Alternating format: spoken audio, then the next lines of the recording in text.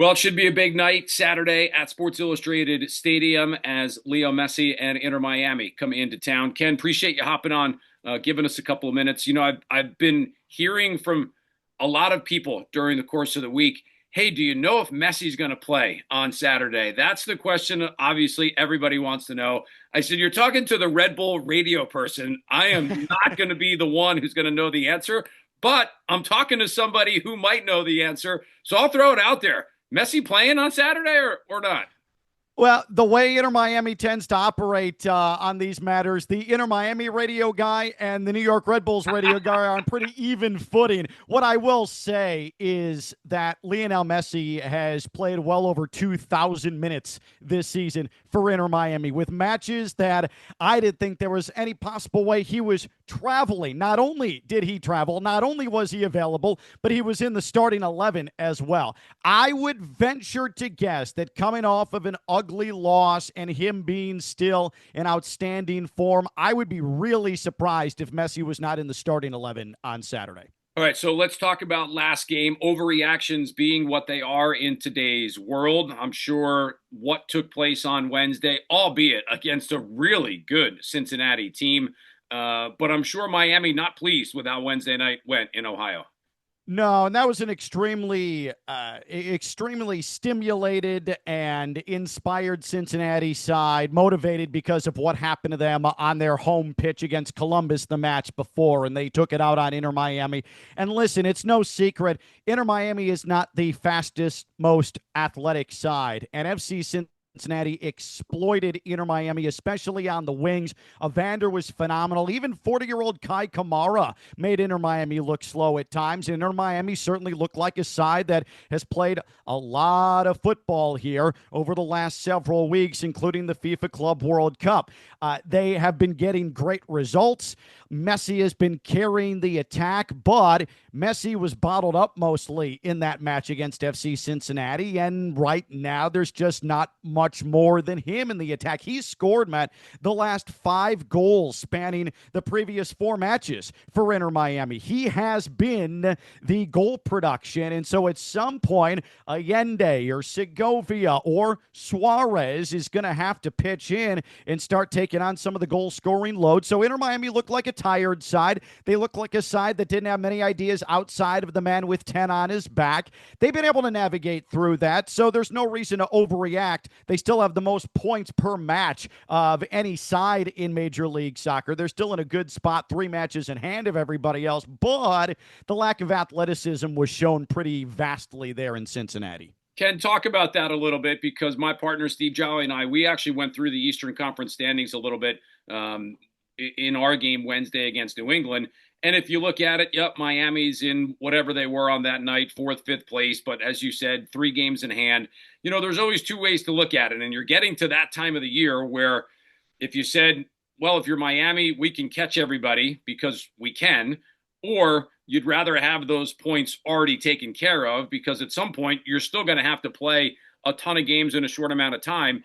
And based on what you just said, a bit of a tired Miami team, that might not be the best thing for them. Overall, has Miami even bothered to really talk about or look at the standings so far? No, and I think that Supporters Shield, been there, done that. They hoisted that trophy a year ago. Would it be great to win it again? Absolutely, but this is sort of the long game this season. Now, I say that, and Messi is available every single match. He has not subbed out. He has not played anything other than a full 90 since all the way back in early May. It's incredible. So I know that sort of flies in the face of Inter Miami playing the long game, but truly this is an MLS Cup focus. They want to get back and get to a Leagues Cup final. Supporters Shield, again, is not the priority. You want to be playing your best football at the right time. But if you're Inter Miami as well, you have put yourself in a good spot simply because you've already swept the season series from Columbus. You have already beaten Nashville, who is second in the East, and you ended their 15-match unbeaten streak nearly a week ago in Fort Lauderdale. You've got another one coming up, a return match next weekend against Cincinnati on home turf. So they've played some of the top sides already Cincinnati in the Eastern Conference. They just need to tweak and find more teeth in the attack. As shocking as it seems with a side that's top two in Major League Soccer in goals. How about this one, Ken? From a standpoint of Messi being on top of his game, which he has been all during the course of the year, playing in a lot of minutes. You talk about finding the other pieces. You threw some names in there. What would be the guy that you would say you have confidence going into the end of July that could be option number 2 instead of everything going through number 10? I like to think it's Talasco Segovia, the young Venezuelan. He has shown flashes of having a lot of creativity in the attack. He's dangerous on the wing. He actually is, for a young player, pretty fearless when it comes to playing in that middle channel where Messi loves to operate, send short range passes, where your one touch ability is really put to the test because he wants that ball back immediately. He wants to play you into space, and then he wants it right back on his feet. I think Segovia has the capability to do it. At times, he plays out of position on the wings, coming off the wings a little bit wider than he'd like, which I think he's still trying to adjust to. But that's someone who has to be more confident in the attack. And Tadeo Allende, big, tall target on the other side, he has been able to have flashes, stretches of being able to score, but then he'll disappear. His first touch ability has struggled. His footwork has struggled. He's dangerous in the area, but they need more from him flat out. If Luis Suarez is going to continue to look like he's exhausted, look like he just can't find his proper speed and his proper form, then you need Allende to step up. Those two names primarily, Segovia, Allende, they have to show more from a goal scoring standpoint, and they need to be more of the part of the buildup as well. Ken, appreciate your time here on a Friday morning. Always great to catch up with you.